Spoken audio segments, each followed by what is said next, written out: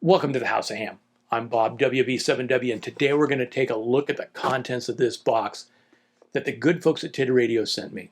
Now, for full disclosure, TID Radio sent this to me to do a review it for you, but I'm not being paid to do this review, nor am I allowing them any say into what the contents of this video are.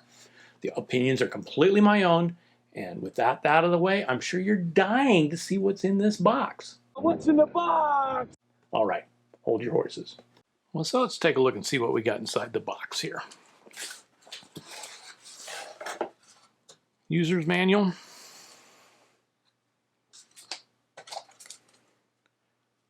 Little card here. I think it gives you information about the app, maybe.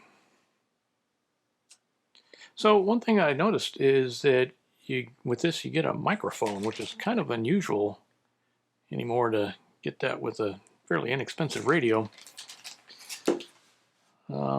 Battery.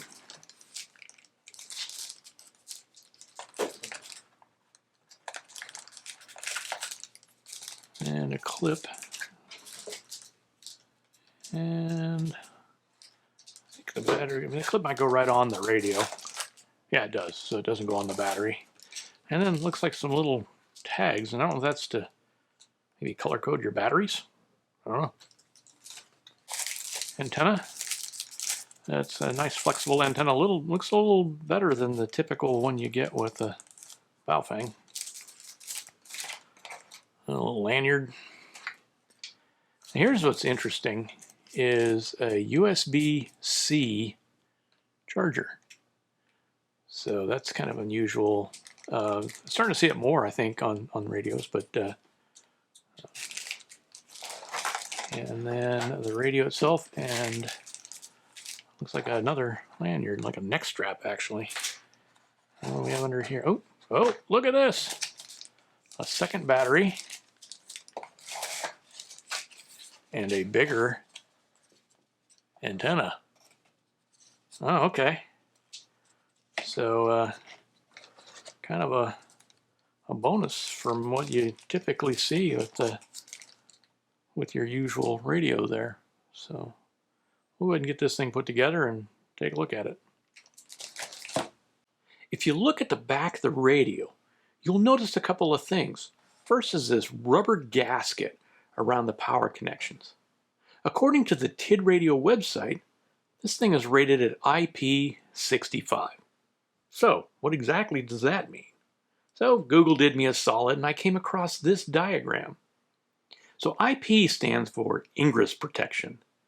The first number is for solids and the second number is for liquids. So if we look at the chart, this radio is dust tight, and for liquids it's protected against water jets from any direction. Not watertight against submersion, that would be a 7. The other thing of note is the FCC ID on this sticker.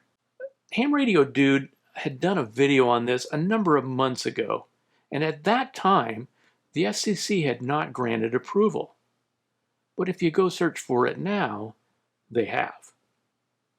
Now if you look at this on Amazon, this appears to be the second generation. So I think a lot of the issues that Ham Radio Dude brought up may be fixed. If you want to see his original video, I have linked it in the card above as well as the description below. Now the battery is a 7.4 volt, 2500 milliamp hour battery. Another thing Ham Radio Dude mentioned is the sticker on the original version showed 3000 milliamp hours, but he calculated it at 2500. So it looked like they took his feedback to heart. The other really cool thing about the batteries is they charge via USB-C. I don't know if the first versions did this, but this is becoming much more prevalent in newer radios, and I have to say I'm very pleased by that, as it makes it much easier out and about, not having to drag around a bunch of charging bricks. The battery clips in very solid.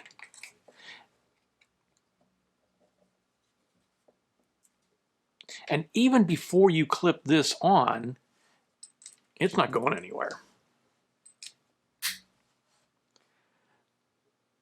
It does take a good amount of force to release the clip, So anyone with long fingernails, be careful. This has a very solid feel to it, almost commercial grade feel. Let's fire it up and see what we've got. Welcome.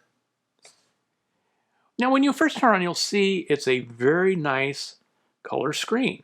Although they don't really make much use of the color capability, the display is bright and readable even in sunlight, although you have to keep the glare off the screen to see it. The top of the display is the power out meter. I was hoping it would be an S meter too, but it doesn't seem to be. There's this little antenna icon shows bars when you receive a signal, but it doesn't seem to show any signal strength. Unlike the typical Baofeng, this radio is locked down to the ham bands for transmit. Now I'm sure there is a way to unlock it, but for those of us only looking to use it for ham purposes, this is actually a good thing. It prevents you from inadvertently transmitting out of band. In fact, I would have done just that as I was testing the power out, which I will go over in a minute. But I had to set it to the bottom of the band, and I didn't realize it. I had the negative repeater offset. Needless to say, it didn't let me do it. Now, it wouldn't have been a really big deal as I was going into a dummy load, but still. Okay, let's get into programming this thing. First, we're going to put in the national simplex frequency of 146.52. So we got to go into VFO mode. Channel mode. Frequency mode. And then we'll go ahead and put in 146. 146.520. And now we're on the national simplex frequency. Now, to save it to memory, press Menu. Menu. And then go to menu number 25. Now we could scroll through here. One thing to note is that the buttons are accurate now. That's one thing Ham Radio Dude said they were backwards. They're actually, if you press the up button, it goes up. If you press the down button, it goes down. But we can also type in 25, and it takes us to memory.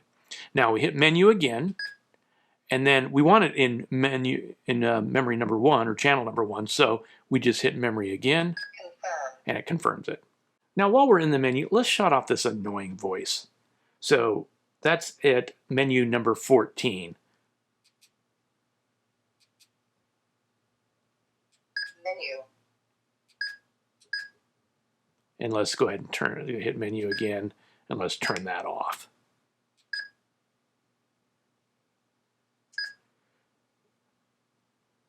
Okay. That wasn't too bad, but what about a repeater? So let's go ahead and let's put in a local repeater. So like I'm going to put in the WF7S repeater that I use a fair bit, and it's at 146.620. Now the next thing I need to do is I need to put in the offset and set it to minus. So let's go into the menu, and at menu 23, that is the direction we're going to go down.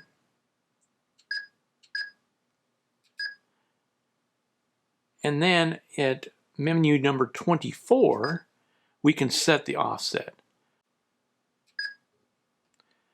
So 00600, and that puts in 600 kilohertz offset. Okay, now we got that. And next we need to go to menu 13 to set the transmit CSS tone. So we go to menu again, and you could go and scroll through all these, but I know it's at 123, so I can just put in 123. And now we've got that set. So then we can save it to channel number 2. So just like before, we go to menu 25 and menu, and then we'll go to menu number or channel number 2, menu, and we're set. Now if we go into menu mode, we'll see that we've got the repeater in menu number 2 and the national simplex frequency in channel number 1. But wouldn't it be nice to be able to enter names for these? Unfortunately, you can't from the front panel. You need to use the OD Master software for that. You may have seen my video on the TID Radio Programmer, this thing here. And you can watch that video by clicking on the card above or in the link in the description below, where I show you how to get the OD Master app and a little more in depth on how to use it. This is one of the areas this radio shines. It has a Bluetooth programmer built in, and you can activate it by pressing this BL button. And you'll see the icon on the screen there. Now, I can go to my OD Master app on my phone, and I can connect the radio. So connect Bluetooth, and then click on TID Radio Kit. And then I can select the TID Radio TD-H8 ham. And the first thing I want to do is to read the settings from the radio. What this will do is it will get those channels that I had put in before and turning off the voice and all that, so we don't have to go and set those again. If you don't read the radio first and you've made any changes, as you write it, you're going to write right over the top of those changes, so make sure you read first. Now, first thing I'm going to want to do is I want to add the name for channel 1, which is our simplex frequency. And so I'm going to put NATSSIMP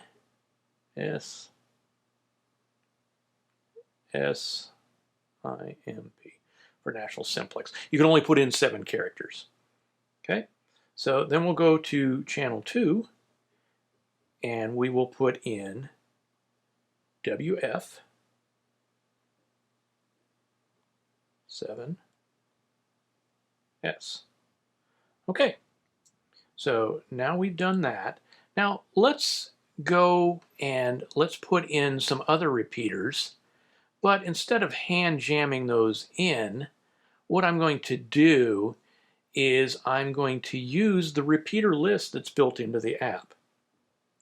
So I can click on repeater list, and let's put in this WA7BCA into channel number 3, confirm, and then we'll put W7VPA into channel number 4, W7UPS into channel 5, and then we'll put K7SRG into channel 6. Okay, so now what we can do is we need to import those. And it's important you do that, because if you just hit that back button and don't hit import, you'll lose everything. So import. And that will bring all of those in. And as a matter of fact, we can even see if we go here to channel 3, we'll see that we've got WA7BCA in there. So next thing we want to do is save our settings. And so I'm just going to call this local. You can call it whatever you want. You might, if you're going to do different things for different areas, you might want to come up with something that's more descriptive. And it basically saves it to your account. Okay, the next thing we're going to do before we write to the radio is let's make it so we can see those names. So hit function, and then we can go and we can set the channel display way. So for channel A or VFO A, we're going to set that to name. Do the same thing for B, set that to name. And you'll notice down here at the bottom it has mic gain. That's another thing that Ham Radio Dude had mentioned. There was no way to adjust the mic gain, and you can do that now. So like I said, I think they've really taken, with this version, they've really taken some of that feedback to heart. Okay, so now let's go ahead and write those to the radio. And it takes it just a minute to do this, so it's not terribly bad. But it's going to go ahead, and when we're done, it's going to have all of those settings written to the radio. And then if at any time we wanted to go back and retrieve those and make changes, we could go in and open up with this RxTX list at the bottom, and then we could go in and retrieve those settings, make more changes, and write it again. So now as you see, what we have is we have, if we go to menu mode, at the channel 3 is that WA7BCA. Let's go here to channel 1 and 2. So National Simplex, and number 2 is WF7S. 3, 4, so all those are there. Earlier I'd mentioned the power out, and I did test this, at least the VHF portion, since that's all I have a meter for. The high power measures right at 10 watts. The mid power is 6 watts, and the low power is 4 watts. This is kind of odd as it should be half a watt. But that has so far been the only issue I've seen with this radio. So what do I think of it? I must say I'm impressed. I was really thinking it was just going to be a Baofeng with a built-in program or maybe a nicer screen. But I can say that just is not the case. It is actually really nice. It isn't the cheapest radio out there, but you do get a lot for your $90, including an extra battery and a second longer antenna. Even the standard antenna is better than what you get on most of the HTs out there, including the Japanese HTs. This radio also puts out 10 watts max, which is kind of insane for an HT. Now, I did test this on my local repeater, and I got good audio reports with full quieting at mid-power using the smaller antenna sitting inside my house.